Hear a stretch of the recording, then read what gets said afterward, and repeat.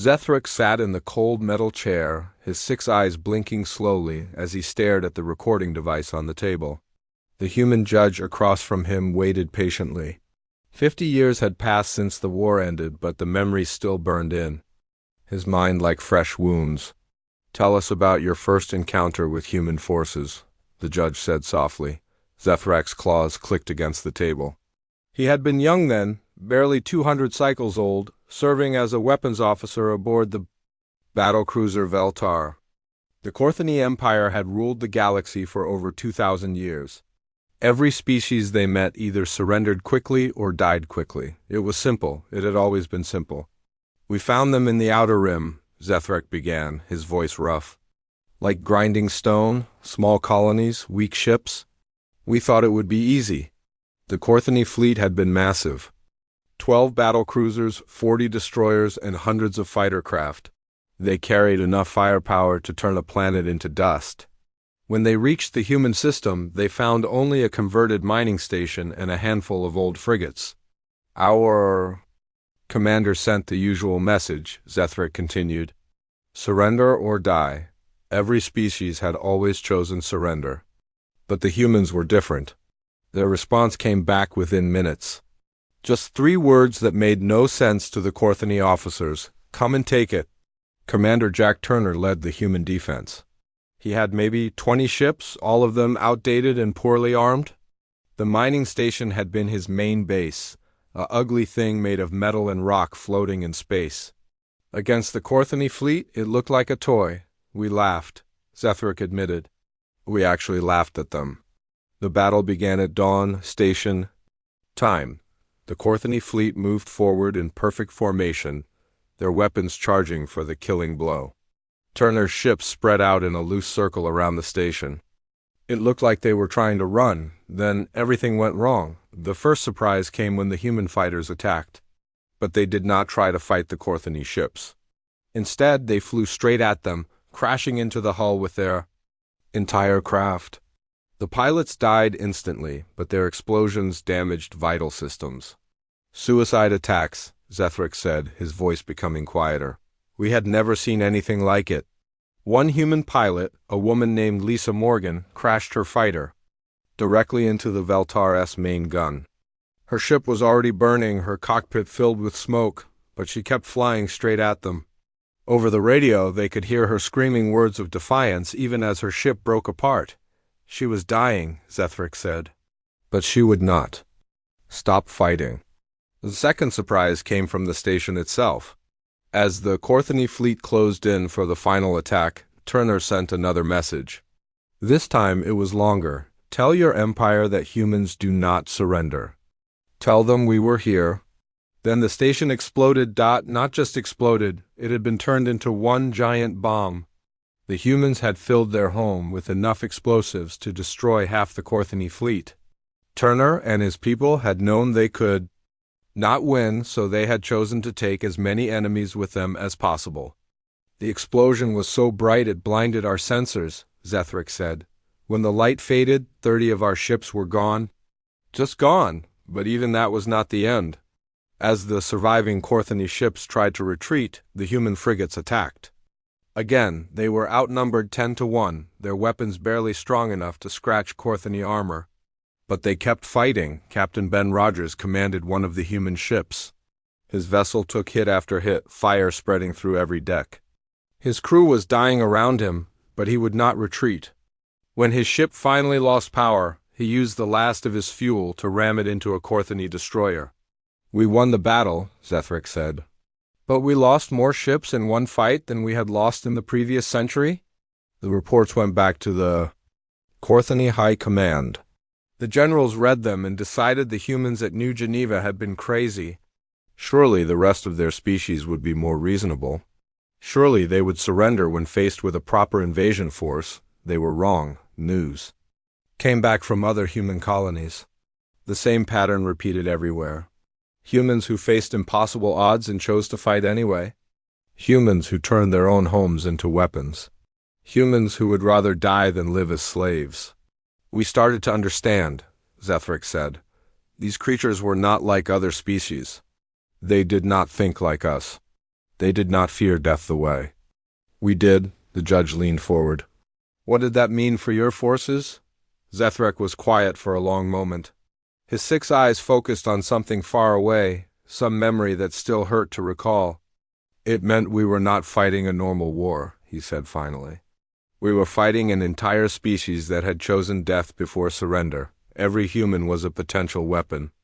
Every human settlement was a potential trap. The worst part was not their weapons or their tactics. The worst part was their faces. Even when dying, even when their ships were burning around them, the humans never looked afraid. They looked angry. They looked determined. We had conquered hundreds of species, Zethric said. But we had never fought anyone who wanted to hurt us more than they wanted to live. The interview room was quiet except for the soft hum of the recording device. Zethric stared at his claws, remembering the feel of his weapons controls, the sound of human voices screaming defiance over the radio. Waves, that was just the beginning, he said softly. We thought New Geneva was the worst it could get. We were so very wrong. The judge shuffled through his papers and looked up at Zethric. What happened after New Geneva Station?Zethrac's claws tapped against the table again. The sound echoed in the quiet room like raindrops on metal. He closed 4 of his 6 eyes, trying to push away the memories that still came to him in nightmares. The High Command called it a fluke, Zethric said. They said the humans at New Geneva were crazy. They said the rest would be easier to defeat. 6 months later, Zethric found himself part of the largest invasion force the Korthani Empire had ever assembled. 300 ships, carrying 500,000 soldiers, all aimed at one target. New Boston, the largest human colony world outside their home system. We were sure this time, Zethric said. No mining station could stand against us. No handful of old ships could stop us.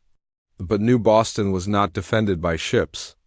It was defended by General Patricia Stone, and she had done something that made no sense to any Korthani military mind. She had turned every single human on the planet into a soldier. The invasion began at dawn, local time. Korthani dropships fell from the sky like metal rain, landing in the major cities and spreading out to secure key targets. The plan was simple: capture the government buildings, take the military bases, and the population would surrender. Instead, the population fought back. The first sign something was wrong came from Alpha Company, Zethric remembered. They were advancing through a residential area when an old human male drove a ground vehicle packed with explosives straight into their formation. The old man's name was Kevin Walsh. He worked at a factory that made furniture. He had a wife named Amy and a daughter who was barely old enough to walk. When the Korthani soldiers surrounded his home, Kevin made a choice that still confused Zethric 50. Years later, instead of surrendering, Kevin handed his daughter to his wife and told them to run. Then he grabbed a plasma cutter from his workshop and charged at a full squad of Korthani soldiers. The plasma cutter was meant for cutting wood, not fighting wars, but Kevin used it anyway. He died in seconds, Zethric said. But his family escaped into the tunnels under the city. That was when the Korthani soldiers learned about the tunnels. General Stone had spent months preparing for the invasion, and she had turned the underground of every major city into a maze of fighting positions and supply routes. Worse, she had put civilians in charge of running them. Children who looked too young to tie their own boots carried messages between resistance groups. Elderly humans who could barely walk set explosive traps in abandoned buildings. Workers from shops and offices learned to make bombs from cleaning supplies and fertilizer. We were not fighting an army, Zethric said. We were fighting an entire species. The real shock came when Korthani forces finally tracked down the main resistance hideout. They expected to find soldiers and weapons. Instead, they found Captain Ryan Brooks, a human who studied biology, and his impossible plan. Brooks had somehow changed the animals on New Boston to attack Korthani forces. He had taken samples from captured Korthani equipment and used the scent to train every creature on the planet to see the invaders as enemies. The birds attacked our eyes, Zethric said, touching one of his own eyes with a claw tip. The insects bit through our armor.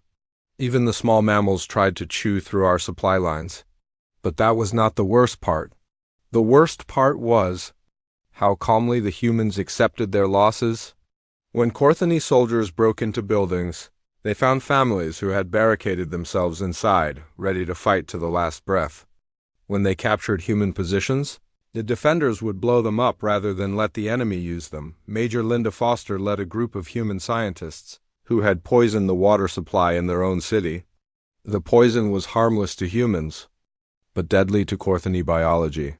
When Korthony forces tried to use the local water, dozens of soldiers died within hours. She poisoned her own home, Zethric said, his voice full of disbelief. Her own people would have to drink that water later, but she did it anyway to hurt us. The fighting went on for months. Every street became a battlefield. Every building became a fortress. The Korthony had superior weapons and armor, but the humans had something the Korthony could not understand. They were fighting for their home. Colonel Gani Martinez commanded the human forces in the industrial district. His soldiers were mostly factory workers and engineers who had learned to fight in the past few months. They should have been easy targets for trained Korthony warriors. Instead, they turned their factories into death traps. Machines that normally made civilian goods were changed to produce weapons and explosives. Assembly lines became shooting galleries where Korthony soldiers were cut down by crossfire from workers who knew every inch of their workplace. We won battles, Zethric said, but we never won anything that mattered. Every position we captured was destroyed before we could use it. Every human we killed was replaced by two more who hated us even more. The worst memory came near the end of the New Boston campaign.Zethrac's unit had cornered a group of humans in a school building. Inside were teachers, children, and some parents who had come to defend them. The humans had no military training and few weapons. They should have surrendered. Instead, the teachers formed a line in front of their students and told the Korthony soldiers they would have to kill them all. We could have done it, Zethric said quietly. We had the firepower. But something about their faces stopped us. The humans were afraid. Zethric could see it in their eyes, smell it in their sweat. But they stood their ground anyway. The children were crying, but they stayed behind their teachers. The parents were shaking, but they held their improvised weapons ready. We left, Zethric admitted. We were the mighty Korthony Empire, conquerors of 100 worlds, and we walked away from a school full of scared humans because they would not back down. New Boston fell eventually, but it took 8 months and cost the Korthony more soldiers than they had lost in the previous 10 years of conquest. When the planet finally surrendered, half the cities were ruins and the other half were empty. The humans who survived just disappeared, Zethric said. They went into the wilderness and kept fighting. General Stone sent us a message saying the war was not over, it was just moving to a new phase. The judge made a note on his paper. How did this change your understanding of humans? Zethric was quiet for a long time. His 6 eyes blinked in different patterns as he searched for the right words. We realized they were not fighting to win, he said finally. They were fighting to make us pay the highest price possible for everything we took from them. Every human life we ended cost us 10 times more than it should have. The room was silent except for the soft sound of the recording device spinning. Zethric stared at the table, remembering the faces of human children who had refused to run. Human adults who had chosen death over surrender. That was when we started to understand, he said softly. We were not fighting a war of conquest anymore. We were fighting a war of extinction, and the humans were very good at making things extinct. The judge poured himself a glass of water and looked at Zethric. Tell us about the attack on Earth itself. Zethrac's entire body went still. His 6 eyes focused on the table and his breathing became shallow. Even after 50 years, the memory of Earth made his blood run cold. By the 3rd year of the war, most of my commanders were dead, Zethric said slowly. The humans had killed them with tactics that made no sense. I was promoted to battalion commander because there was nobody left above me. The Korthony High Command had grown desperate. Every world they attacked cost them more ships and soldiers than they could afford to lose. The human colonies kept fighting long after any reasonable species would have surrendered. So the Empire decided to end the war with one massive strike, Operation Cleansing Dawn was the largest military action in Korthani history. Every available ship, every trained soldier, every weapon of mass destruction was aimed at one target, Earth, the human homeworld. "We brought enough firepower to crack a planet in half," Zethric said. 5,000 ships. 2 million soldiers. We thought nothing could stand against us. But the humans had been preparing for this moment since the war began. Admiral Susan Clark commanded the Earth Defense Fleet, and she had done something that still gave Zethric nightmares. She had convinced the entire human species that dying was acceptable if it meant taking the Korthani Empire with them. The first sign that Earth would be different came when the Korthani fleet reached the outer system. Instead of trying to defend the planets and space stations, the humans had abandoned them, but they had not left them empty. Every moon, every asteroid, every piece of space junk had been turned into a bomb, Zethric remembered.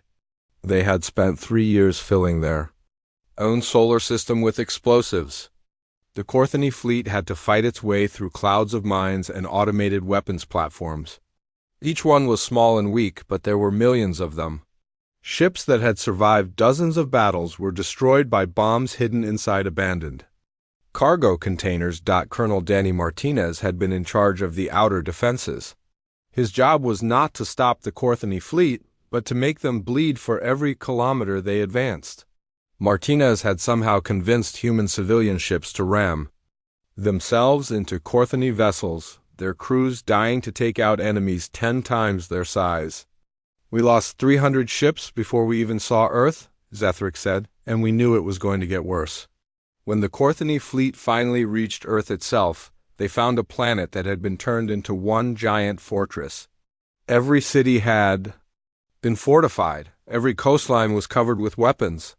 The humans had even changed their weather, creating storms that would interfere with Korthani sensors and landing craft. Captain Carol Bennett commanded the ships defending Earth's orbit. Her fleet was outnumbered 50 to 1, but she had done something the Korthani had never seen before. She had connected every human ship into one giant network, so they all moved and fought like parts of the same creature. "When we attacked one ship, all the others knew instantly," Zethric said. "When we tried to surround them, they moved together like a school of fish. We could not predict what they would do because they were not thinking like individuals anymore." The space battle lasted for days. Korthani ships would destroy human vessels, but the humans would ram the wreckage into other Korthani ships before it stopped burning. Bennett's flagship, the destroyer New York, took hits that should have killed everyone aboard, but kept fighting anyway. Finally, when the New York's engines were failing and its weapons were destroyed, Bennett aimed it directly at the Korthani command ship. As her vessel burned through Earth's atmosphere, she sent a message that every ship in both fleets could hear. "Tell them we were here," she said, her voice calm even as her ship broke apart around her. "Tell them we stood." The New York crashed into the Korthani dreadnought, Korthal, and both ships exploded in Earth's upper atmosphere. The fireball was visible from the planet's surface, and every human on Earth cheered when they saw it, but the real horror began when Korthani forces tried to land on the planet itself. The humans had not just prepared to defend their world. They had prepared to poison it. Major Linda Foster had worked with human scientists to develop biological weapons that would kill Korthani soldiers but leave humans unharmed. The air itself became toxic to Korthani biology. The water was filled with compounds that dissolved Korthani armor. Even the plants had been changed to produce chemicals that would blind Korthani eyes. "We needed breathing equipment just to walk on their planet," Zethric said. "They had turned their own home into a weapon against us." The ground fighting was unlike anything in Korthani military history. Every human settlement was a maze of tunnels and hidden weapons. Families had spent years preparing to fight, turning their homes into fortresses and their neighborhoods into killing fields. Colonel Pete Harrison had been in charge of preparing Earth cities for invasion. He had taught ordinary humans how to build explosives from household chemicals, how to set traps in their own streets, how to turn every building into a sniper's nest. When Korthani soldiers entered human cities, they found themselves fighting ghosts. Humans would attack from sewers and rooftops, then disappear into tunnels before the Korthani could respond. Children who looked harmless would lead Korthani patrols into ambush. Elderly humans who seemed helpless would detonate bombs when enemy soldiers came close. "We were not fighting an army," Zethric said. "We were fighting a planet. Every rock, every tree, every drop of water was our enemy." The worst part was the human faces. Even when they were dying, even when their cities were burning around them, the humans never looked defeated. They looked angry. They looked determined. Most terrifying of all, they looked like they were winning. Sergeant Julie Adams had been defending a school in New York City. When Korthani soldiers finally broke through the defenses, they found her alone in a classroom with 30 human children. She had a detonator in her hand and enough explosives to level the entire building. "She made us a deal," Zethric remembered. "She would let the children leave safely if we let them go. But she would stay behind and die with the building." The Korthani soldiers agreed. They watched the children walk away, tears streaming down their faces but their backs straight and proud. Adams waited until they were safe, then she pressed the button. "She smiled when she did it," Zethric said quietly. "She actually smiled. The battle for Earth lasted 6 months. The Korthani won, technically. They controlled the major cities and the orbital space around the planet. But they had lost half their invasion force, and the humans who survived had melted away into the wilderness to continue fighting. Worse, news was arriving from other parts of the galaxy. The humans had not just been preparing to defend Earth, they had been preparing to attack. While we were bleeding ourselves dry on their homeworld, Zethric said, they were building fleets in secret bases and training armies of liberation. They had been planning this war from the very beginning. The judge leaned forward. "What do you mean?"Zethrac's 6 eyes met the judge's gaze. "We thought we were conquering them," he said. "But they were conquering us. Every battle we won cost us more than we could afford to lose. Every planet we took made us weaker. They had turned the entire war into a trap, and we had walked right into it." The room was silent except for the hum of the recording device. Zethric stared at his claws, remembering the smell of smoke and blood in Earth's ruined cities, the sound of human voices singing their anthem even as they died. That was when we realized the truth, he said softly. We were not the hunters anymore, we were the prey. The judge set down his pen and looked directly at Zethric. What was the turning point of the war?Zethrac's claws scraped against the metal table. His 6 eyes closed one by one as he forced himself to remember the day that changed everything. When he spoke, his voice was barely above a whisper. "Luna," he said, "Earth's moon. That was where we learned the humans had been planning our destruction from the very beginning. After the costly victory on Earth, the Korthani Empire was bleeding ships and soldiers faster than they could replace them. But the human resistance on Earth continued and supply lines were constantly under attack. The High Command decided they needed a secure base close to Earth to maintain control. Luna seemed perfect. It was close to Earth but easier to defend. The humans had built mining facilities and research stations there, but nothing that looked like a major military installation. Intelligence reports said it was lightly defended. The reports were wrong. Colonel Pete Harrison had been in charge of Luna's defenses, and he had spent 2 years turning the moon into something that still gave Zethric nightmares. Harrison had convinced the human leadership to sacrifice their moon in what would become known as the Luna Gambit. We thought it would be easy, Zethric said. Just another mining colony to capture. The siege began with standard Korthani tactics. Orbital bombardment to soften up the defenses, followed by landing craft full of soldiers to secure key positions. The plan was simple and had worked on hundreds of worlds, but Luna was not like other worlds. The first sign something was wrong came when the orbital bombardment had no effect. The Korthani ships fired enough plasma to melt the surface of a small moon, but the human installations kept working. When landing craft tried to find safe places to set down, they discovered that the entire surface was covered with hidden weapons. The moon was shooting at us, Zethric remembered. Not from bases or bunkers, but from the ground itself. They had turned the entire surface into one giant weapon. Captain Nancy Turner commanded the human defense fleet around Luna. She had only 12 ships against the Corthony force of over 200, but she used tactics that made no sense to any military mind. Instead of fighting in space, she crashed her ships into Luna's surface, turning each one into a fortified position. She threw away her entire fleet, Zethric said. But each crashed ship became a fortress that we had to take separately. The ground assault lasted for months. Every crater was a fighting position. Every cave entrance led to tunnels full of human soldiers. The Corthony had superior numbers and better equipment, but the humans knew every rock and shadow on their moon. Major Sharon Davis led the human forces in the underground tunnels. She had somehow convinced civilian miners and scientists to become soldiers, and they fought with tools designed for cutting rock and processing ore. But in the narrow tunnels, mining lasers were just as deadly as military weapons. We lost more soldiers taking Luna than we had lost in the previous 50 years of conquest, Zethric said. And we still had not reached the main facility. The human command center was buried deep in Luna's core, protected by kilometers of solid rock and automated defenses.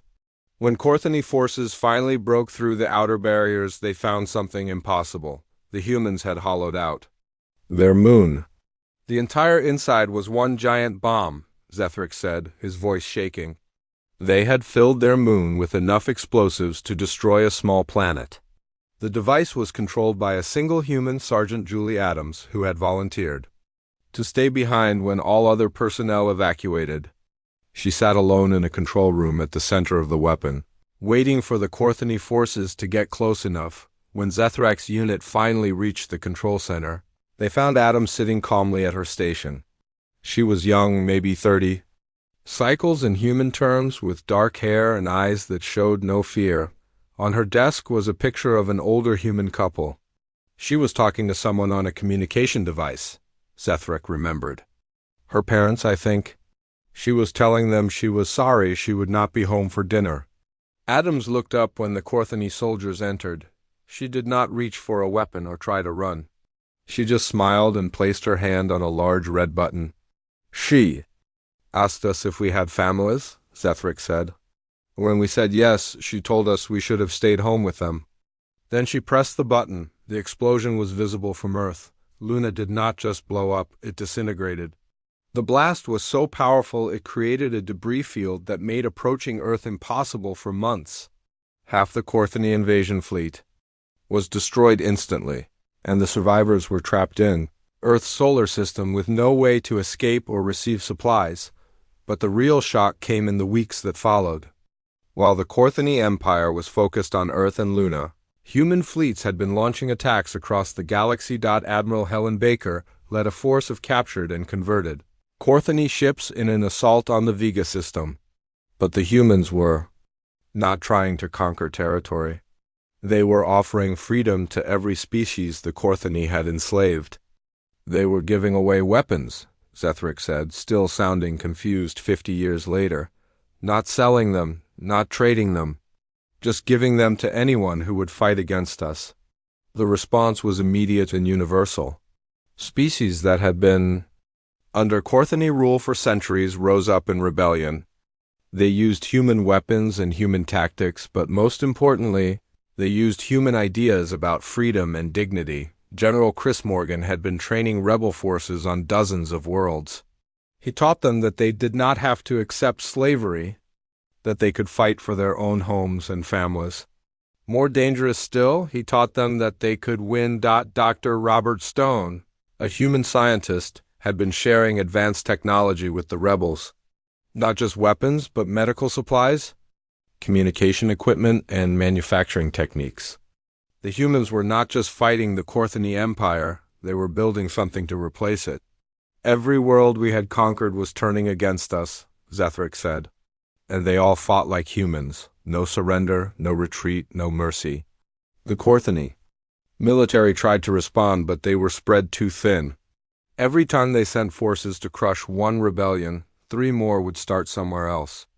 The rebels seemed to communicate instantly across impossible distances, coordinating their attacks with perfect timing. Colonel Greg Martinez had established a network of human advisors throughout the galaxy. Each one worked with local rebel leaders, teaching them how to fight and how to organize their societies after victory. But they also taught them something more dangerous than military tactics. They taught them hope. Hope was their real weapon, Zethric said quietly.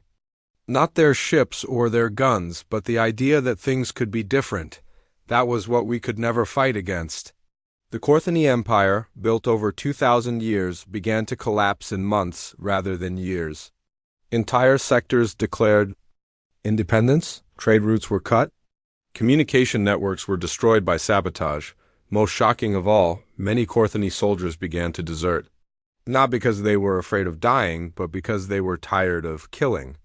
The humans had somehow convinced them that there was a better way to live. We were not just losing the war, Zethric said. We were losing our reason for fighting it. The judge made notes on his paper. How did this change affect you personally? Zethric was quiet for a long time. His 6 eyes blinked in slow patterns as he searched for words to describe something. That still confused him. I started to understand what the humans had been trying to tell us from the beginning, he said finally. That there were things worth dying for, but also things worth living for. That strength without purpose was just destruction. The room was silent except for the soft hum of the recording device. Zethric stared at his claws, remembering the moment when he realized that everything he had believed about power and conquest was wrong. That was when I knew we had already lost, he said softly. Not because they were stronger than us, but because they were fighting for something we could never understand. And slowly we were starting to understand it too. The judge closed his folder and looked at Zethric with tired eyes. Tell us about the end of the war.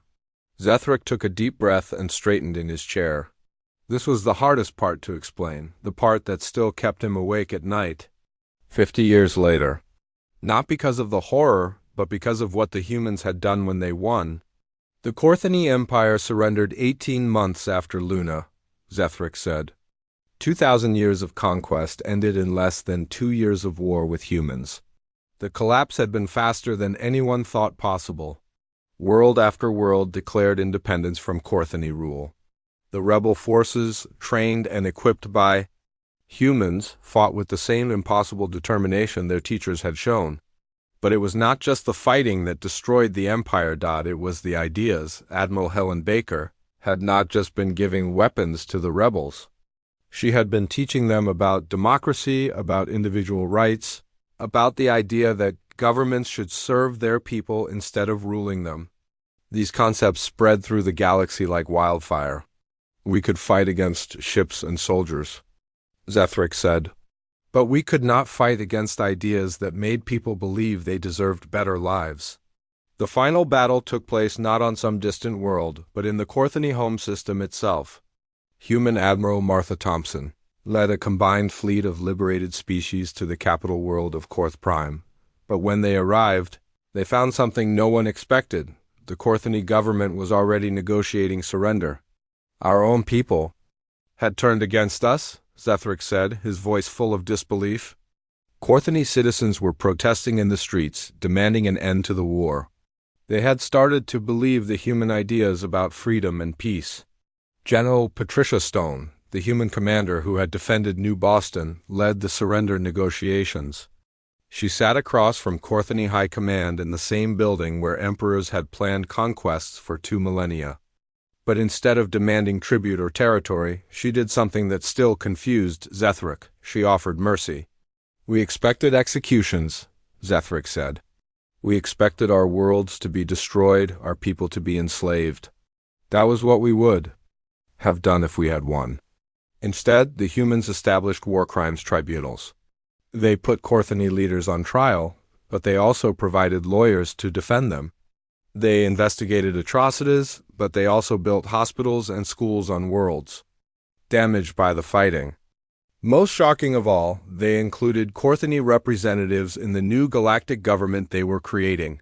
Colonel Danny Martinez had been put in charge of rebuilding the Corthony military, but instead of destroying it, he reorganized it into a peacekeeping force. Former Corthony soldiers found themselves working alongside humans and other species to protect trade routes and respond to natural disasters. They taught us that strength could be used to help instead of hurt, Zethric said. It was the strangest thing we had ever heard. The transformation was not just military. Human doctors like Dr. Linda Foster worked with Corthony scientists to cure diseases that had plagued both species for generations. Human engineers like Captain Ryan Brooks helped rebuild cities that had been damaged in the fighting, making them better than they had been before. President Martha Thompson addressed the new Galactic Council in its first session, with representatives from over 200 species sitting together as equals. Her words were broadcast across the galaxy, and Zethric could still remember them perfectly. "We did not fight you because we hated you," she had said, looking directly at the Corthony delegation. "We fought you because you would not let us live in peace. Now that the fighting is over, we can work together to build something better than what came before." The new galaxy was nothing like what anyone had expected. Instead of one empire ruling over subject peoples, there was a confederation of free worlds. Instead of conquest and slavery, there was trade and cooperation. Instead of fear, there was hope, but the most shocking change was in how conflicts were resolved. When disputes arose between worlds, they were settled through negotiation and compromise, not through warfare. Human mediators like Judge Carol Bennett worked with representatives from all species to find peaceful solutions. They had not just won the war, Zethric said. They had changed what winning meant. The judge leaned forward. "How did this affect you personally?" Zethric was quiet for a moment, his 6 eyes focusing on something far away. "I was given a choice," he said finally. "I could be tried for war crimes, or I could help teach other Corthony about the new way of living." He had chosen to teach. For the past 50 years, Zethric had worked in schools on liberated worlds, helping Corthony children learn alongside human children and the children of dozens of other species. He taught them history, but not the old history of conquest and empire. He taught them about the price of freedom and the responsibility that came with strength. The hardest part was not learning to live with humans, Zethric said. It was learning to live with ourselves, to understand what we had been and what we could become. Many former Corthony soldiers had struggled with the transition. Some could not accept that their entire way of life had been wrong.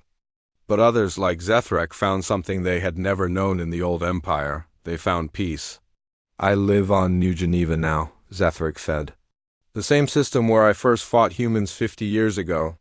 My neighbors are human families, Altarian, traders and vegan artists. Our children play together in the same parks where we once fought battles." The judge made his final notes. "Do you have any regrets about the war?" Zethric thought carefully before answering. "I regret that it took a war to teach us what the humans tried to tell us from the beginning. That there was a better way to live. That strength without compassion is just cruelty. That the universe is big enough for everyone to find their place in it." He paused, his claws clicking softly against the table. "But I do not regret losing to the humans. They did not just defeat us. They saved us from what we had become." The recording device clicked off and the room fell silent. The judge gathered his papers and stood up. "Thank you for your testimony, Zethric. This tribunal will now consider the evidence for awarding the Galactic Peace Prize to the human commanders of the Liberation War." Zethric nodded and rose from his chair. As he walked toward the door, he could see through the window to the street. Below, human and Corthony children were walking home from school together, their backpacks bouncing as they laughed and played games. 50 years ago, he had been a warrior in the mightiest empire the galaxy had ever known. Today, he was a teacher in a free society that valued every life and respected every species. The humans had not just won a war. They had won something far more important. They had won the peace. As Zethric stepped outside into the afternoon sun, he could hear the sound of children playing in languages from a dozen different worlds. It was the sound of a galaxy learning to live without fear, without hatred, without the need for conquest. It was the sound of the future the humans had fought and died to create. And despite everything it had cost, despite all the pain and loss of the war, Zethric knew it had been worth it. The humans had kept their promise. They had made the galaxy a place where everyone could find their home.